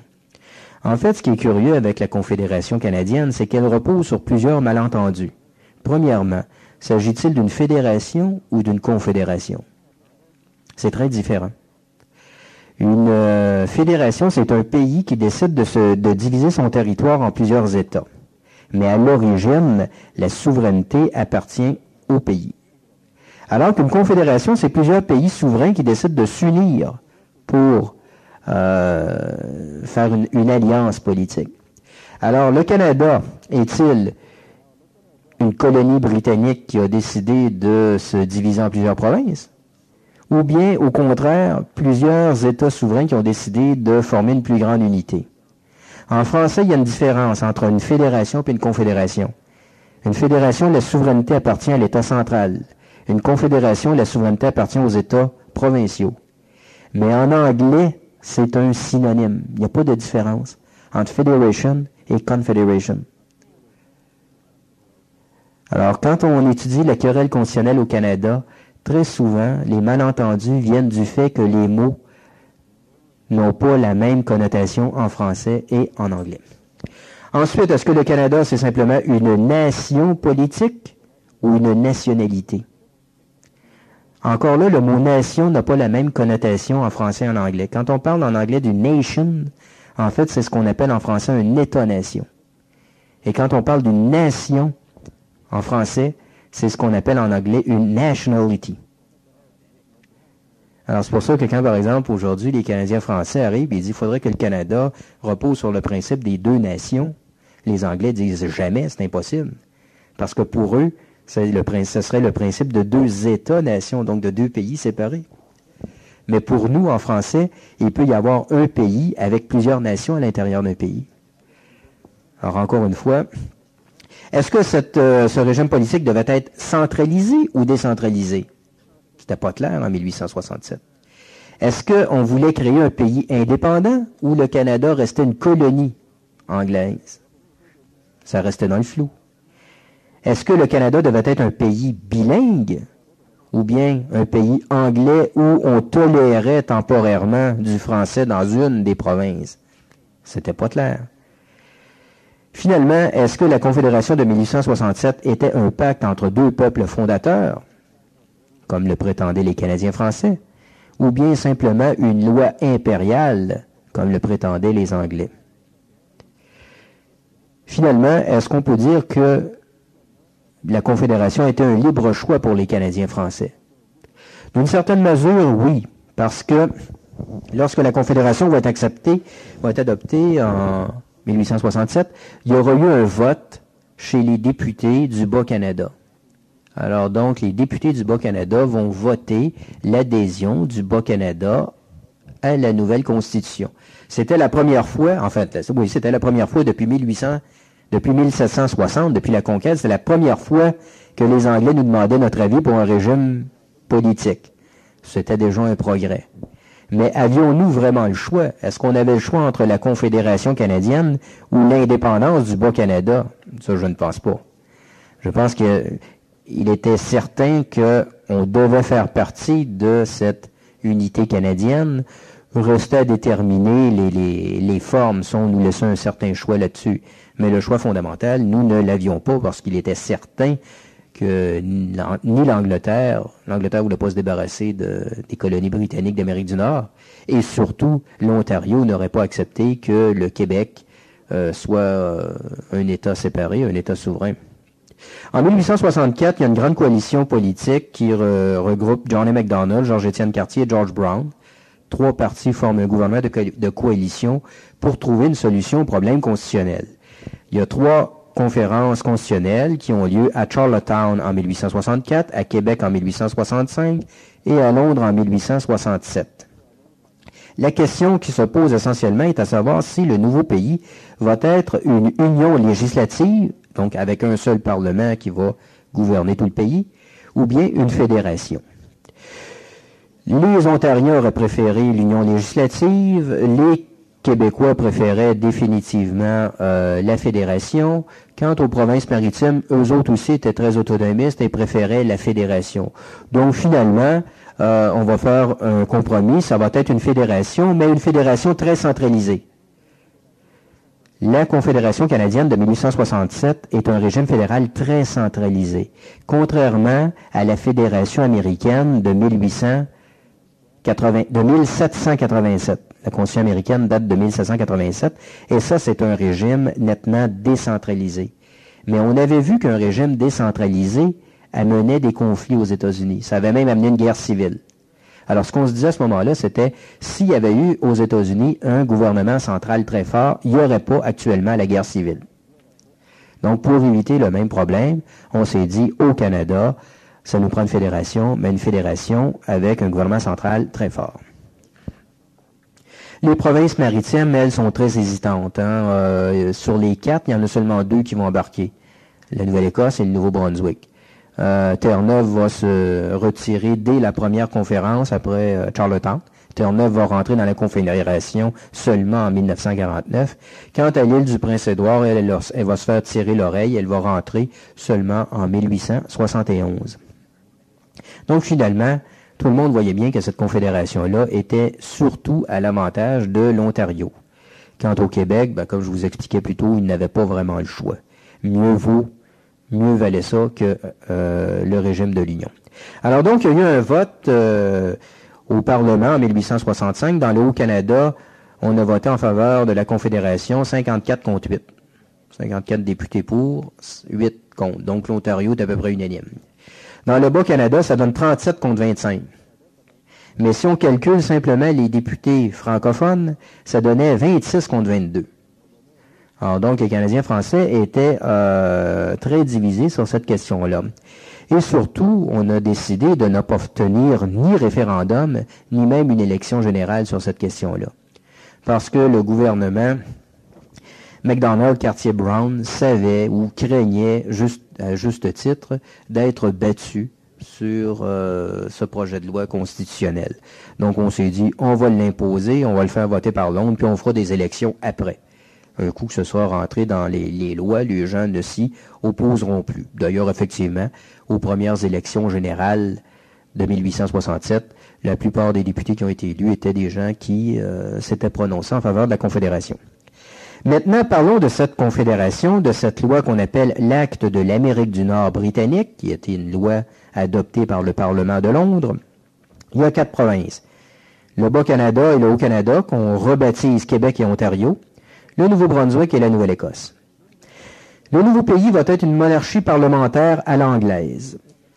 Dès le préambule, on dit que 4 provinces désirent contracter une union fédérale pour ne former qu'une seule et même puissance, en anglais on disait Dominion, sous la couronne du Royaume-Uni, de la Grande-Bretagne et d'Irlande, avec une constitution reposant sur les mêmes principes que celle du Royaume-Uni. Alors il s'agit de 2 lignes, 3 lignes, ben là vous avez à peu près 80% de notre constitution en 3 lignes. Alors, c'est pas vraiment compliqué. Notre droit constitutionnel, c'est le droit constitutionnel anglais, avec la monarchie parlementaire, responsabilité ministérielle, common law, tout ce que ça implique. Ça, c'est ce qu'on a eu de l'Angleterre. Mais on a eu également un aspect américain à notre Constitution, et là, c'est le régime fédéral. Alors donc, on adopte un fédéralisme à l'américaine, et ce sont essentiellement les articles 91 et 92 de la Constitution qui déterminent le partage des compétences. 91 dit quelles sont les compétences du gouvernement fédéral, 92 du gouvernement provincial. Je peux vous en nommer quelques exemples. Bon, si vous voulez savoir si c'est fédéral ou provincial, habituellement, vous regardez le chèque ou le compte, vous regardez s'il y a un drapeau du Canada, une feuille d'érable ou bien une fleur de lys. Ça vous dit de quelle responsabilité... vous savez quel gouvernement vous donne ou vous retire de l'argent, peu importe. Mais en réalité, sur le plan constitutionnel, les choses sont beaucoup plus complexes parce que une loi sur quelque sujet que ce soit touche tant à des domaines de compétences fédérales que provinciales. Alors là, il faut savoir, ça relève plutôt de quel domaine plutôt que de tel autre. Hein. C'est difficile. Alors, on donne au gouvernement canadien la réglementation du trafic et du commerce. Tout ce qui est commerce interprovincial, ça c'est fédéral. Prélèvement de deniers par tout mode ou système de taxation. Donc le fédéral peut taxer de n'importe quelle manière, alors que le pouvoir de taxation des provinces est limité. Les postes, c'est fédéral. Le recensement, la statistique, l'armée, la monnaie, les banques, les poids et mesures. Alors, quand on est passé du bon vieux système impérial à l'affreux système métrique dans les années 1975, ça a été une décision du gouvernement fédéral. La loi sur la faillite, c'est fédéral. Les droits d'auteur, les sauvages et les terres réservées pour les sauvages. Là, qu'on m'accuse pas d'être raciste, là. C'était comme ça que c'était écrit en 1867. La naturalisation et les aubains, donc la citoyenneté, le mariage et le divorce, le droit criminel, ce sont des grandes compétences fédérales. Mais surtout, c'est qu'il y a au tout début du préambule, on dit que le gouvernement du Canada peut légiférer relativement à toutes les matières ne tombant pas dans les catégories de sujets par le présent acte exclusivement assigné aux législatures des provinces. Alors ça, c'est ce qu'on appelle le POG, le pouvoir de légiférer pour le Peace, Order and Good Government. C'est une clause générale qui permettait au gouvernement fédéral de légiférer à peu près partout. Alors donc, l'essentiel des pouvoirs est à Ottawa. Du côté provincial, on donne des pouvoirs de taxation indirects dans les limites de la province. Les taxations indirectes, c'était les taxes sur... je m'excuse, la taxation directe dans les limites de la province. La taxe directe, c'est l'impôt sur le revenu. Quand c'est une taxe, mettons, sur la vente, ça, c'est ce qu'on appelle une taxe indirecte. Si c'est sur votre salaire, c'est la taxe directe. Mais dans ce temps-là, ça n'existait pas, l'impôt sur le revenu. Alors, on donnait aux provinces un pouvoir qui n'existait pas en réalité. Alors, on donne la gestion des terres publiques aux provinces, les hôpitaux, les institutions, les hospices de charité, tout ça, les institutions municipales, tous les travaux à nature locale, par exemple les routes locales, les ponts, des choses comme ça. La célébration du mariage dans la province, ça relève des provinces. La propriété et les droits civils dans les provinces, ça c'était très important. Le droit civil, donc ça relève du gouvernement provincial. L'administration de la justice et puis toutes les matières d'une nature purement locale. Alors, il y avait dans ce partage des compétences certains aspects très centralisateurs. Je vais vous les nommer. D'abord, le lieutenant-gouverneur de la province. Un de ces aspects, c'était que le gouvernement fédéral nommait le lieutenant-gouverneur, qui est le représentant de la reine au niveau de la province. Bon, aujourd'hui, le lieutenant-gouverneur est un personnage strictement symbolique, mais en 1867, il n'était pas encore symbolique. C'était vraiment un haut fonctionnaire fédéral chargé de surveiller le gouvernement provincial. À ce moment-là, le lieutenant-gouverneur choisissait réellement le premier ministre.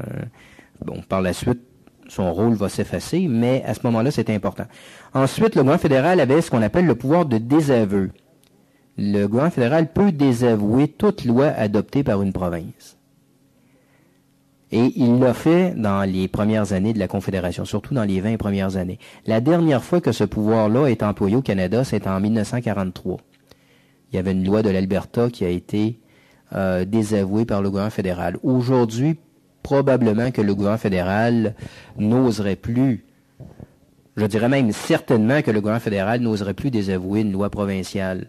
Quand le gouvernement de René Lévesque a adopté la loi 101 en 1977, des Anglais de Montréal avaient demandé au gouvernement Trudeau de désavouer cette loi-là en vertu du pouvoir de désaveu.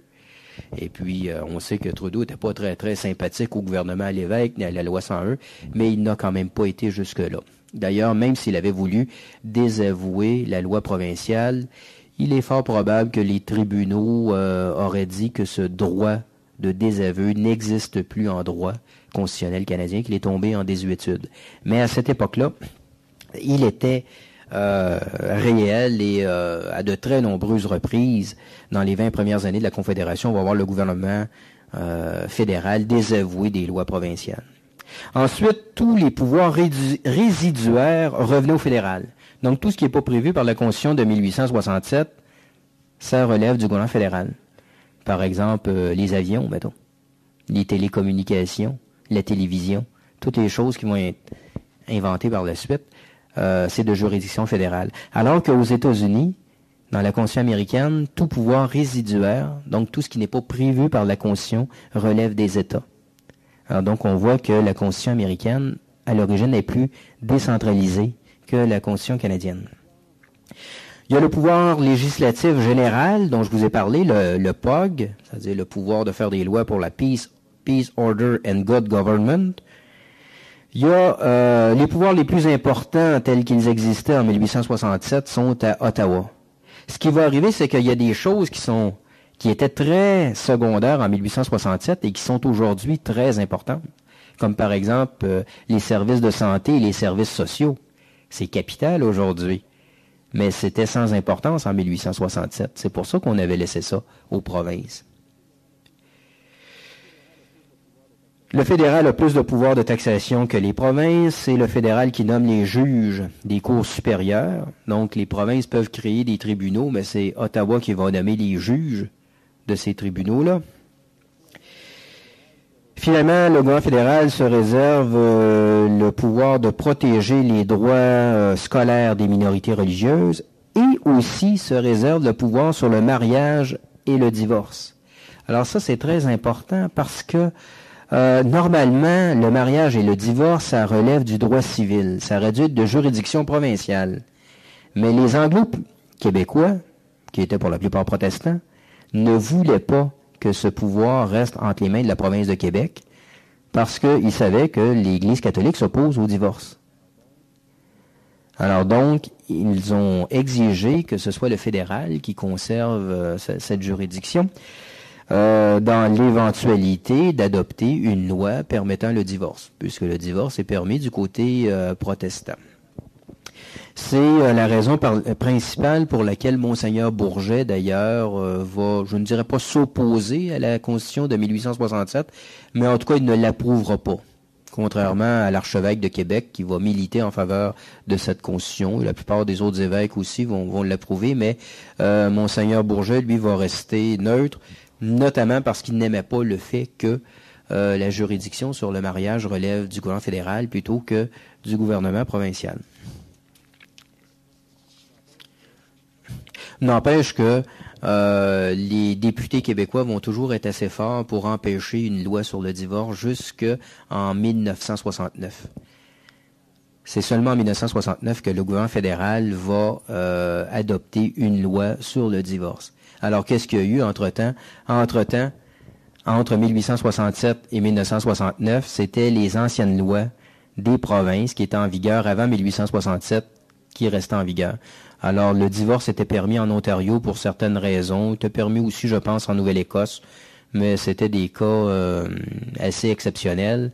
Alors, ce qu'on a fait à ce moment-là, c'est que des protestants qui voulaient se divorcer pouvaient le faire en demandant au Sénat canadien d'adopter un bill privé, c'est-à-dire un bill, une loi qui s'applique à une seule personne. Alors, on adoptait une loi sur le divorce particulière qui s'appliquait uniquement à Monsieur X et à Madame Y pour permettre de se divorcer. Alors, c'est assez curieux, mais c'est comme ça que des Québécois d'origine protestante pouvaient obtenir le divorce avant 1969. N'empêche qu'il y a quand même certains aspects décentralisateurs à la Constitution. D'abord, le seul fait qu'il y a un État provincial constitutionnellement créé, c'est beaucoup. Les gouvernements des provinces ne sont pas des créatures du gouvernement provincial. C'est pas comme les municipalités, par exemple, qui sont tout simplement une créature du gouvernement provincial. Si demain matin, le gouvernement du Québec voulait abolir le gouvernement de la ville de Montréal, il pourrait le faire. Et si, au lieu d'avoir un maire à Montréal, il dit, je nomme un fonctionnaire qui administre la ville de Montréal, il pourrait le faire. Les municipalités ne sont pas constitutionnellement protégées au Canada. Par contre, si le gouvernement fédéral voulait abolir le gouvernement du Québec, là, il pourrait pas. Parce que la Constitution a créé ce niveau de gouvernement. Ensuite, il y a l'article 92.13 qui accorde à la province la propriété privée et les droits civils. Et ça, c'est quelque chose de très important parce que les tribunaux, quand ils vont avoir à juger si une loi est du domaine provincial ou du domaine fédéral, très souvent vont dire que c'est provincial parce que ça touche à la propriété privée et aux droits civils. Sauf qu'en réalité, on a de la misère à imaginer une loi qui ne touche pas d'une manière ou d'une autre à la propriété privée ou aux droits civils, même à la limite le droit criminel. Si on vous arrête et on vous met en prison, ça touche à vos droits civils, à votre liberté de circulation. Donc, on pourrait dire que le droit criminel, c'est de juridiction provinciale. Non, exagérons pas. La Constitution prévoyait bien que le droit criminel était de juridiction fédérale. Mais dans un domaine où c'est pas prévu, un domaine flou, très souvent, les tribunaux vont rattacher ça aux compétences provinciales à cause de cet article 92.13. C'est le contraire qui va se passer aux États-Unis. Aux États-Unis, il y a la clause de commerce qui dit que tout commerce entre les États relève du gouvernement fédéral. Et à ce moment-là, la Cour suprême des États-Unis va rattacher beaucoup de domaines législatifs au gouvernement fédéral en vertu de la clause de commerce. Donc, aux États-Unis, la clause de commerce aura permis de renforcer l'État central. Au Canada, la clause de propriété privée de droit civil aura permis de renforcer l'État provincial. Et finalement, il y a l'éducation qui était un domaine vital et qui relève des provinces. Mais ce qu'il faut noter surtout, c'est que si la Constitution canadienne de 1867 a été conçue dans un esprit très centralisateur, dans les faits, elle va devenir très décentralisée à cause des décisions du Conseil privé de Londres, le tribunal suprême qui jugeait des conflits entre le fédéral et les provinces, et qui va rendre des décisions très favorables aux provinces. En fait, c'est une série de décisions juridiques qui vont établir les bases de l'autonomie provinciale au Canada. le Conseil privé de Londres a été très favorable, au Québec comme à l'Ontario, comme aux autres provinces. Quand on va abolir en 1949 l'appel au Conseil privé de Londres, et qu'à ce moment-là, c'est la Cour suprême du Canada qui va devenir le tribunal de dernière instance au pays, ben là, toutes les décisions vont être rendues en faveur du gouvernement fédéral. Donc, après 1949, il y a un processus de centralisation presque irréversible à cause, justement, des décisions de la Cour suprême. Avant, ça a été le contraire.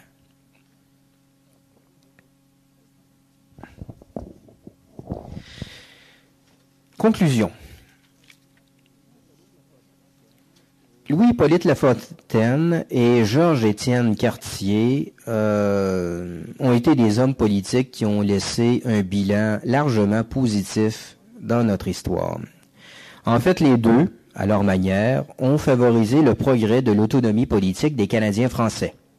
Depuis 1760, les Canadiens français étaient uniquement gouvernés par des Anglais, mais avec Lafontaine et Cartier, les Canadiens français maintenant commencent à se gouverner eux-mêmes, du moins en partie.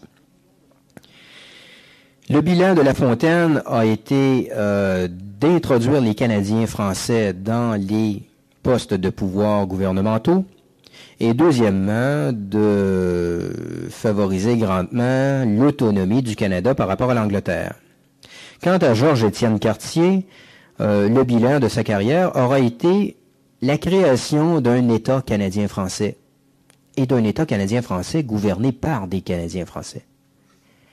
On avait déjà un État canadien-français. Le Canada était français de 1760 jusqu'à 1840. Le Bas-Canada de 1791 à 1840, c'est un État français, majoritairement dans sa population, mais politiquement gouverné par des Anglais. Mais là, pour la première fois depuis 1760, on a un État, un niveau de gouvernement qui est contrôlé par des Canadiens français.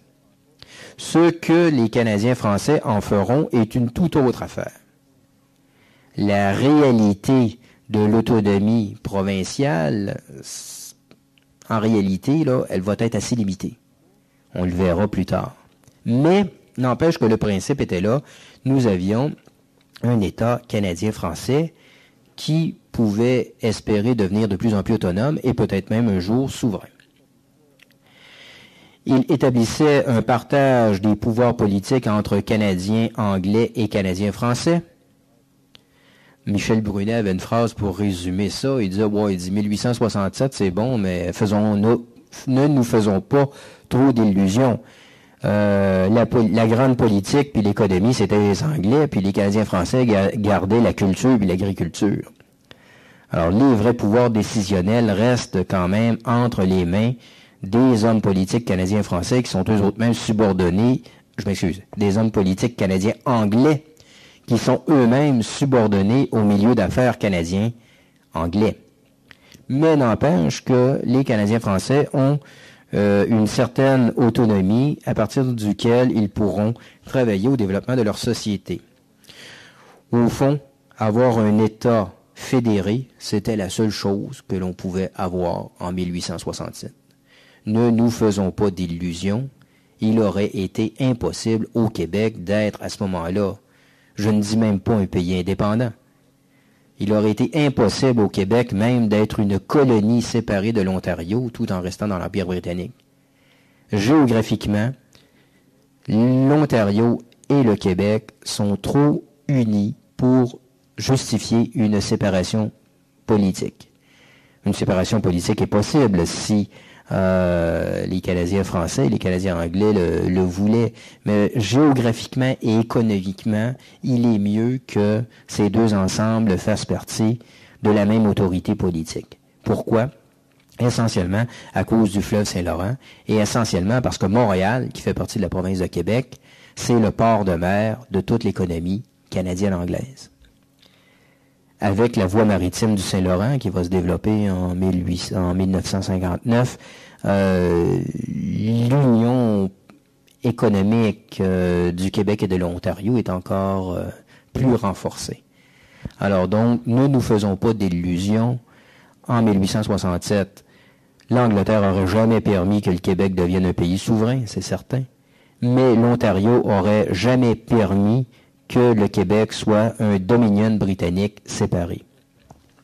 Donc, l'État fédéré et subordonné était encore ce qui était la meilleure solution pour nous. Il faut donc conclure que La Fontaine et Cartier ont été des hommes politiques habiles qui ont bien défendu l'intérêt de leur patrie dans les circonstances. Mais il y a un point très important à noter, c'est que s'ils ont pu faire un si bon travail, c'est qu'ils dirigeaient une société qui était relativement saine, et qui était relativement saine parce qu'elle était encadrée par l'Église catholique. En fait, malgré tous les plans des Lord Durham et compagnie, l'histoire montre qu'on ne peut pas faire disparaître un peuple qui s'appuie sur la foi. Pourquoi? Parce que la foi catholique implique des familles nombreuses, implique le sens de l'effort, implique l'ordre social et moral, et donne une espérance en l'avenir. En fait, la grande force de nos ancêtres, ça n'a pas été tellement l'habileté politique de La Fontaine et de Cartier, qui n'étaient pas en soi plus brillants que leurs adversaires anglais ou même que les hommes politiques québécois d'aujourd'hui. La grande force de ces hommes, c'est qu'ils s'appuyaient sur une société qui avait le goût de vivre parce qu'elle avait la foi.